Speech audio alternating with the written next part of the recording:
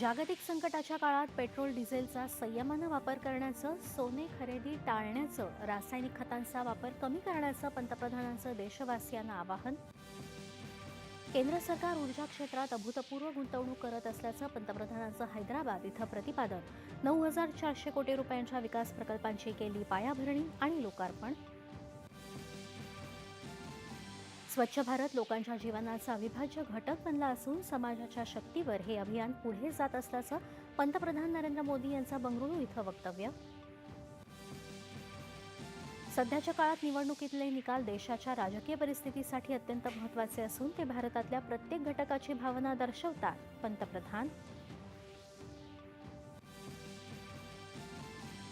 तामिळनाडूचे मुख्यमंत्री म्हणून टीव्हीके पक्षाचे प्रमुख विजय यांनी घेतली शपथ. विजय यांच्यासह 9 मंत्र्यांचाही शपथविधी.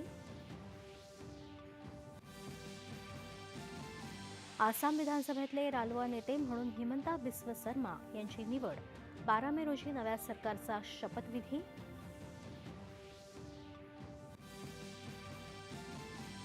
केंद्रीय गृहमंत्री अमित शहा यांनी नवी दिल्लीत घेतली उच्चस्तरीय बैठक. उष्णतेच्या लाटा आणि संभाव्य पूर परिस्थिती संदर्भातल्या सज्जतेचा घेतला आढावा.